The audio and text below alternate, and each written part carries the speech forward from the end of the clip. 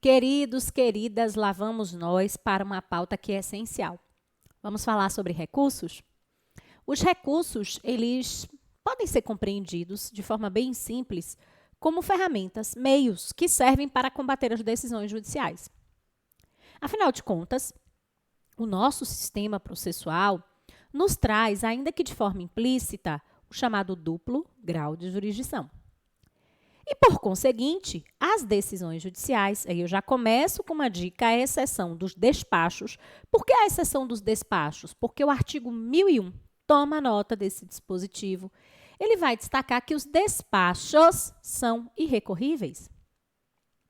E ao assinalar que os despachos são irrecorríveis, afasta a figura do despacho do campo recursal.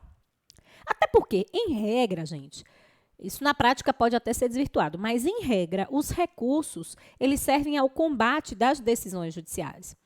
E os despachos, na sua essência, eles servem tão somente para dar andamento ao processo. Dentro desse contexto, vamos lembrar que a decisão judicial, à exceção dos despachos, será objeto de ataque via recurso meio, que serve para combatê-la.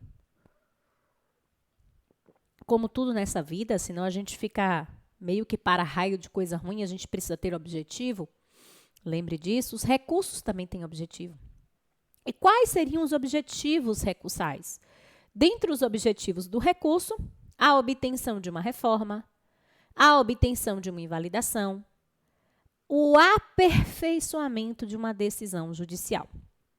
Esses recursos, que servem, portanto, ao combate das decisões judiciais, vamos só estruturar aqui. Recursos que servem de combate às decisões judiciais, eles estão, conforme previsão expressa do 994 do CPC, elencados numa relação taxativa.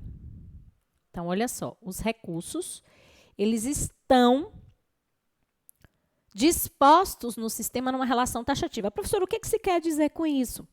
Se quer dizer que os recursos, eles são aqueles que estão ali naquele dispositivo. Apelação, agravo de instrumento, tem bastante agravo interno, embargo de declaração, recurso especial, recurso extraordinário, embargo de divergência. São os recursos que estão dispostos no nosso sistema.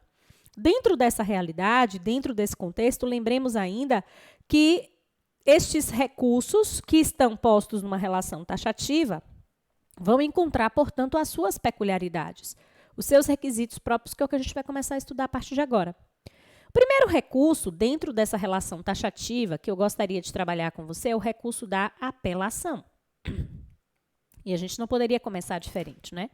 Apelação é, sem sombra de dúvidas, o recurso cível. Eu não sei se vocês já ouviram falar sobre isso. A apelação é o recurso cível por excelência. Pois é, de fato, é o recurso cível por excelência. Porque a apelação, ela serve para o combate às sentenças. A gente tem dois distintos tipos de sentença e a gente já teve a oportunidade de falar sobre isso. Que sentenças? A sentença terminativa e a sentença definitiva. Sentenças terminativas extinguem o processo sem resolução do mérito. Sentenças definitivas extinguem o processo com resolução do mérito. E das sentenças, sejam elas terminativa ou definitiva, será cabível o recurso de apelação. Então, primeiro ponto de partida é que a apelação é o recurso das sentenças. Tanto das sentenças terminativas, quanto das sentenças definitivas. Professora Sabrina, essa apelação, portanto, serve ao combate de qualquer dessas sentenças? Exatamente. Bingo! Sejam as sentenças terminativas, sejam as sentenças definitivas, nós iremos utilizar o recurso de apelação. Apelação que serve tanto, repito, ao combate das sentenças terminativas quanto das sentenças definitivas, sem que nos esqueçamos que nos juizados especiais a gente tem um rito próprio. E dentro do desenho, dentro da dinâmica dos juizados, a gente não vai utilizar apelação. Então, cuidado se a questão da tua prova, um cafezinho para clarear as ideias, né, gente?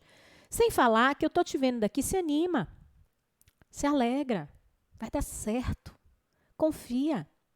Independentemente da tua religião, se é que você a tenha uma conexão com o alto, com o divino, com as boas novas que estão para vir na tua vida. Precisava te dizer isso. E o primeiro a acreditar há de ser você. Primeiro a ter a clareza da importância desse estado interior que vai reverberar a clareza das ideias. Sim, que vai te trazer a lembrança dos conteúdos, tantos conteúdos, tantas horas de estudo. Então, vamos destacar isso aqui. Atenção. Nos juizados especiais das sentenças, quer elas extingam o processo com ou sem resolução do mérito, tá? Será cabível o recurso inominado. Então, será cabível o recurso inominado. E o detalhe, esse recurso inominado, ele será interposto junto ao juízo de primeiro grau. Ele será interposto junto ao juízo de primeiro grau.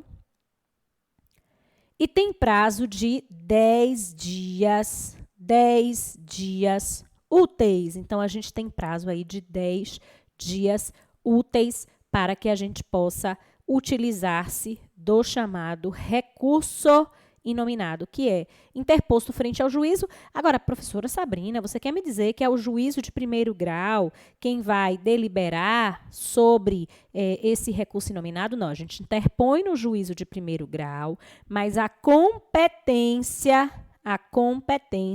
será de fato das chamadas turmas ou colégios recursais. Isto mesmo, turmas ou colégios recursais.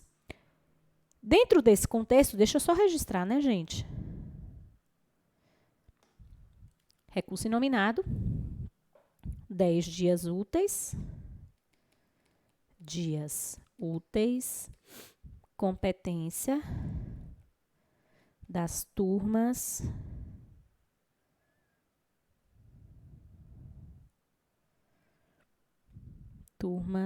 recursais. Maravilha. A apelação, não. A apelação tem prazo de 15 dias. Você já sabe que ela serve ao combate das sentenças terminativas ou definitivas. A gente também vai interpor a apelação no juízo de primeiro grau. Mas observem só.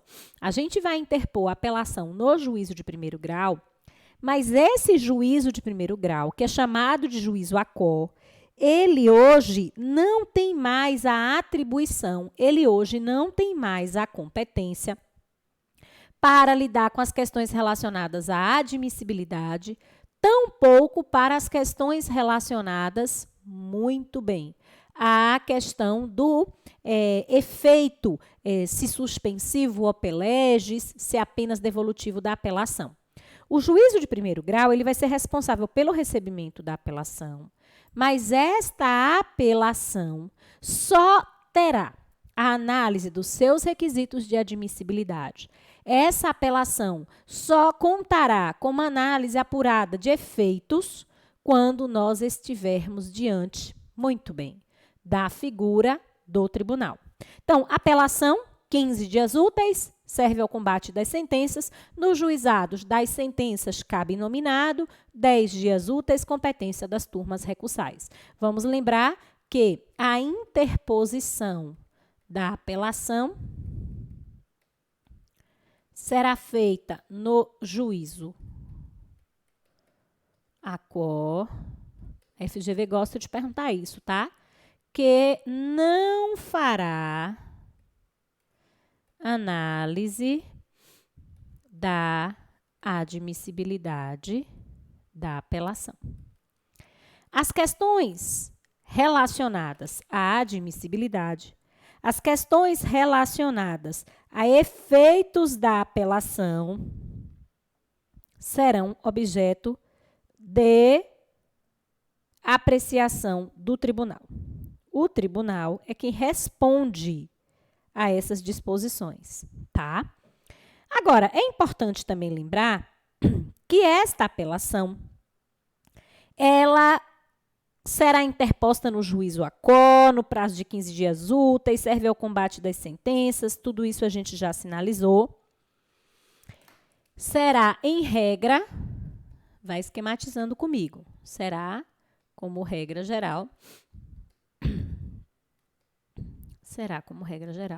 recebida no efeito suspensivo. Você sabe que, em regra, os recursos, eles não têm por objeto a concessão ou pelege de efeito suspensivo, tá? Atenção a este importante detalhe. Em regra, não se confiará à correspondente dinâmica recursal este dito efeito.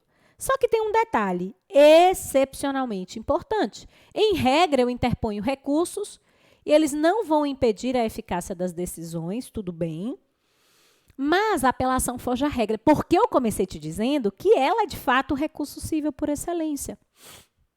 Dentro desse contexto, a apelação, conforme prescrição do 1012, ela, em regra, será recebida no efeito suspensivo. E aí o caminho da gente para a prova é inverso. A regra é que a apelação tem efeito devolutivo e suspensivo. Só que há situações em que esta apelação terá apenas efeito devolutivo. Afasta-se o efeito suspensivo. E se eu afasto este efeito suspensivo, não nos esqueçamos, a decisão vai surtir efeitos imediatamente. A decisão vai surtir efeitos imediatamente se for uma sentença cujo objeto da apelação sejam alimentos, embargos à execução, interdição, que é uma pauta recorrente em prova. Nessas circunstâncias, diante dessas disposições que você, às vésperas da prova, confere o 1012 para ficar tudo ali na tua memória fresquinha de curta duração, a apelação nesses casos será recebida no efeito meramente, senhores e senhoras, efeito meramente devolutivo. É importante lembrar também que, feitas essas considerações acerca da apelação, a gente não pode deixar de lado a figura dos embargos de declaração. Este recurso queridíssimo que outrora já tentaram impor a pecha de que não seria recurso. Sim, um recurso que serve para sanar, omissão, contradição, obscuridade ou erro material. Olha que bênção. Omissão, contradição, obscuridade ou erro material. É um recurso que tem uma fundamentação vinculada, isso é fato. Nós vamos nos utilizar do recurso de embargos de declaração diante dessas prescrições específicas. A decisão fora omissa. Nós estamos diante de uma decisão que, de fato, se resvala como uma decisão contraditória na sua essência. Nós estamos diante de uma decisão que é obscura. Enfim, nós estamos diante de uma decisão que contempla um erro material. Nessas circunstâncias, nós iremos nos utilizar dos embargos, senhores, de declaração.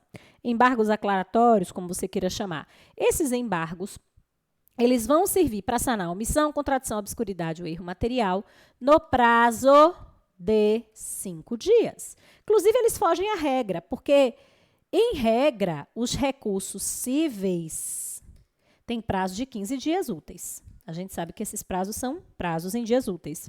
Mas fica realmente a cargo, ali com gostinho de quero mais, a exceção, tá? Nas hipóteses que estão dispostas em lei, inclusive os correspondentes embargos de declaração. Esses embargos de declaração, eles serão opostos no prazo de 5 dias e servem para combater sentenças, acórdãos, decisões monocráticas, assim também interlocutórias, desde que versem sobre essas pautas. A decisão é omissa, a decisão é contraditória, a decisão é obscura ou contém erro material. Tá? E serão julgados pelo próprio órgão que prolatou essa decisão. Então, só esquematizando. Omissão, contradição, obscuridade e erro material são as pautas, senhores e senhoras, dos embargos de declaração. Lembrando que esses embargos, eles têm prazo de 5 dias, fogem à regra dos recursos, tá? Que estão dispostos no CPC e combatem ou servem ao combate de sentenças, decisões interlocutórias, acórdãos, sentenças interlocutórias, acórdãos e decisões monocráticas. Não possuem efeito suspensivo. De novo, então, como eu já tinha lhes comentado, a regra geral é de que, de fato, a gente não corrobore o efeito suspensivo. E eles não têm, de fato, efeito suspensivo. O que se consegue ou que se objetiva quando a gente está, de fato, diante de uma utilização dos embargos de declaração é a interrupção do curso do prazo para o recurso subsequente. Isso sim. Então, quando a gente lida com a oposição dos embargos de declaração, a oposição desses embargos de declaração tem força para interromper o curso do prazo do recurso subsequente, inclusive nos juizados especiais, senhores e senhoras. Outra coisa muito importante que a gente tem que lembrar sobre os embargos de declaração, que eles gostam de cobrar em prova, é que se aplica aos embargos de declaração de forma expressa, eu acho isso bacanérrimo, o chamado princípio da fungibilidade. O que é que o CPC vai dizer? Se a parte, olha só, presta atenção nesse momento da aula, se a parte utilizou embargos de declaração, quando, na verdade, deveria utilizar, então, a parte utilizou embargos de declaração. Quando, na verdade, deveria utilizar agravo interno. E quando é que a gente vai usar mesmo agravo interno? O agravo interno, ele serve para as decisões, combater as decisões monocráticas. As decisões monocráticas que são proferidas isoladamente por membros de um tribunal vão desafiar agravo interno. E esse agravo interno, ele deveria ter sido utilizado, mas a parte não fez. Captaram? A parte utilizou embargos de declaração. A parte utilizou embargos de declaração quando deveria ter usado agravo interno. Ao invés de não se aplicar a admissibilidade dos embargos de declaração, o CPC resolve invocar a fungibilidade. Vai destacar o seguinte, olha, vamos permitir o recebimento de um recurso como se outro fosse. E ainda conceder um prazo para que a parte possa adequar o seu recurso. A necessidade desse prazo para adequar o recurso é importante porque existe uma peculiaridade nos agravos internos. Você já sabe, isso também pode ser objeto de cobrança na tua prova, que os agravos internos combatem decisões monocráticas, proferidas por relatores de recurso. E dentre as peculiaridades que estão dispostas para o agravo interno, o CPC vai trazer lá da contestação o chamado ônus da impugnação específica. Para o agravo interno, tomem nota, para o agravo interno que serve ao combate, para o agravo interno que serve ao combate às decisões monocráticas, se aplicará o ônus da impugnação específica. Se aplicará, repito, o ônus da impugnação específica e, por essa razão, se eu utilizei embargos de declaração quando deveria ter utilizado, na verdade, o agravo interno, será substancial a aplicação do princípio da fungibilidade, senhores e senhoras. O agravo interno, aproveitando aqui, assim como os embargos de declaração, então a gente já traz os dois. Vou colocar aqui com uma forma de atenção. Atenção. Agravo interno e embargos de declaração não dependem de preparo. O que é o preparo? Preparo é um requisito de admissibilidade que impõe o recolhimento de custas e, quando for o caso, porte de remessa e retorno para os nossos recursos. O grande detalhe é que, diante desses dois recursos, atenção, diante desses dois recursos, não será de fato necessária a comprovação do preparo. Não será de fato necessária a comprovação do preparo, tendo em vista que estes recursos, eles já gozam de isenção legal, tá? Então, eles já não exigirão, independentemente da condição econômica do recorrente, da comprovação do dito preparo, tá? Então, da comprovação do dito preparo. Dentro desse contexto, dentro dessa realidade, vamos então falar do agravo de instrumento, tá? Agravo de instrumento. Agravo de instrumento é aquele recurso que serve ao combate das decisões interlocutórias, tá? As decisões interlocutórias, vamos esquematizar, nada resiste a um bom esquema didático, né? Esquemas do bem. Olha só, as decisões interlocutórias são aquelas decisões que o juiz vai proferindo ao longo do caminho. Concedo ou não concedo a gratuidade? Autorizo ou não autorizo a dinamização do ônus da prova? Deixe-me ver. Autorizo ou não autorizo a exclusão desse litisconsorte? Imagine que se discuta a questão das intervenções de terceiro. Então, nestes casos, diante dessas decisões interlocutórias, que inclusive estão dispostas no artigo 1015 do CPC, será cabível agravo de instrumento, tá? Agravo de instrumento, senhores e senhoras. Agravo de instrumento que será interposto diretamente no tribunal, no prazo de 15 dias úteis. Olha só que belezinha. Então, serão os agravos de instrumento interpostos diretamente no tribunal, no prazo de 15 dias úteis. E detalhe, esses agravos de instrumento, eles só poderão ser utilizados nas hipóteses do artigo 1015. Logo, uma outra dica essencialíssima para nós. Utilizemos o 1015 como ferramenta de revisão lá nas vésperas da nossa prova, tá? Às vésperas da nossa prova, tenhamos essa atenção, tenhamos esse cuidado com o artigo 1015. Outra coisa que a banca também vai tentar pegar é afirmar que o agravo ele seria interposto no juízo de primeiro grau. Falso. O agravo ele será interposto diretamente no tribunal. Então, a gente já vai viabilizar a interposição diretamente no tribunal no prazo de 15 dias úteis.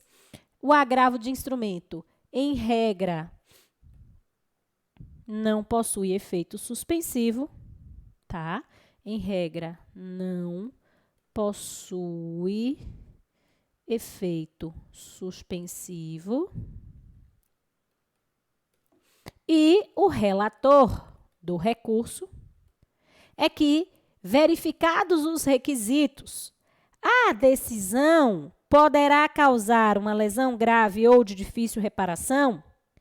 Diante desse contexto, se de fato nós estivermos em meio à possibilidade de que a continuidade daquele processo poderia causar uma lesão grave ou difícil reparação, é que seria possível pensarmos na concessão do efeito suspensivo. Ao mesmo tempo, sabe o que eu acho bacanérrimo no agravo? É que o agravo ele permite a concessão da tutela antecipada recursal. Lá no artigo 1019, nós vamos encontrar, inclusive, os poderes do relator. Ele vai abrir prazo para que o agravado ofereça contrarrazões. Maravilha. Também, não nos esqueçamos, o CPC vai dizer, olha, relator, conceda efeito suspensivo, impeça a eficácia da decisão, preenchidos os requisitos. Mas, se o juiz de primeiro grau não estiver convencido, diante da ausência desse convencimento, conceda a tutela. Garanta aquela prestação jurisdicional. Então, lembre que, numa questão de prova relacionada a agravo, tanto será possível que o relator conceda o efeito suspensivo, paralisante, como será possível que esse relator conceda a tutela antecipada que o juiz na questão não tenha concedido. O agravo supõe a formação de um instrumento, daí esse nome, e as peças serão facultativas e obrigatórias, você vai conferir o 1017. O que é que obrigatoriamente a gente tem que colacionar no agravo? Hoje, com a dinâmica de processos eletrônicos, é bem verdade que essa exigência ela fica vazia, né? Ela fica miúda. Por que ela fica vazia, ela fica miúda? Porque os autos são eletrônicos, né? Antigamente não, a gente tinha que fazer cópia. Eu, quando estagiária, passava horas e horas fazendo cópia de autos para a formação do instrumento, mas a gente precisa ter cuidado. Para a gente finalizar, lembremos que existem também recursos que são da competência dos tribunais superiores.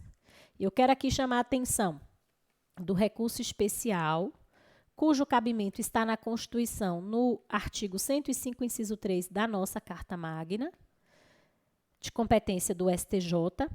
Dentre as competências, chamar a atenção especial de vocês para as decisões de única, atenção, ou última instância, que traga, por conseguinte, violação. Uma violação a um dispositivo de uma lei federal, lembrando de um detalhe especialíssimo, em questão de prova, não cabe especial nos juizados. Súmula 203 do STJ, não cabe, porque as turmas recursais não têm status de tribunal. Então, se nós, repassando, estivermos diante do cabimento constitucional excepcional que está disposto lá no artigo 105, inciso 3, estaremos em meio à possibilidade de utilização do recurso especial, que é da competência do STJ.